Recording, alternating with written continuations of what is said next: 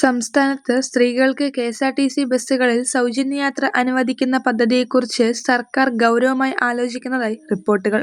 Ordinary, fast passenger, limited stop ബസ്സുകളിലായിരിക്കും ആദ്യം പദ്ധതി നടപ്പാക്കാൻ സാധ്യതയുള്ളത്. ഇത് സംബന്ധിച്ച് കൂടുതൽ ചർച്ചകൾ നടത്തുന്നതിനായി ഉന്നതതല യോഗവും സർക്കാർ വിളിച്ചിട്ടുണ്ടെന്നാണ് വിവരം. സംസ്ഥാനത്ത് പ്രതിദിനം ഏകദേശം 12 ലക്ഷത്തോളം സ്ത്രീകൾ കെഎസ്ആർടിസി ബസ്സുകളിൽ യാത്ര ചെയ്യുന്നുണ്ടെന്നാണ് കണക്ക്. ഇവർക്കെല്ലാം സൗജന്യയാത്ര അനുവദിച്ചാൽ പ്രതിമാസം ഏകദേശം 60 കോടിയോളം രൂപ സർക്കാർ കെഎസ്ആർടിസിക്കായി അധികമായി നൽകേണ്ടി വരുമെന്നാണ് പ്രാഥമിക വിലയിരുത്തൽ.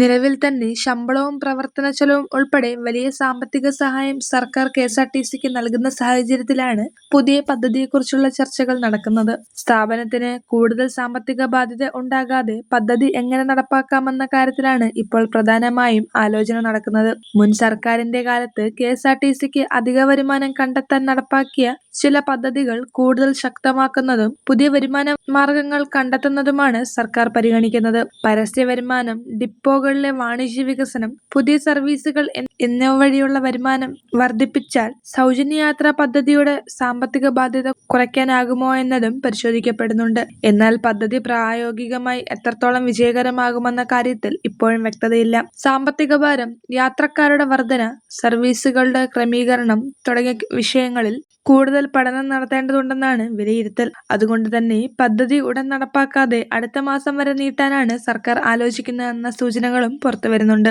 ഇന്നലെ മുഖ്യമന്ത്രി വി.ഡി. സതീശൻ സ്ത്രീകൾക്കായുള്ള സൗജന്യയാത്രാ പദ്ധതി അടുത്ത മാസം 15 മുതൽ ആരംഭിക്കുമെന്ന് പ്രഖ്യാപിച്ചതോടെയാണ് വിഷയം കൂടുതൽ ചർച്ചയായത്. അതേസമയം പദ്ധതിക്കെതിരെ സ്വകാര്യ ബസ് ഉടമകൾ ശക്തമായ പ്രതിഷേധവുമായി രംഗത്തെത്തിയിട്ടുണ്ട്. സ്ത്രീകൾ മുഴുവൻ കെഎസ്ആർടിസിയിലേക്ക് മാറിയാൽ സ്വകാര്യ ബസ്സുകൾക്ക് വലിയ തിരിച്ചടിയാകുമെന്നും പല സർവീസുകളും നിർത്തേണ്ട സാഹചര്യം ഉണ്ടാകുമെന്നുമാണ് അവരുടെ ആശങ്ക.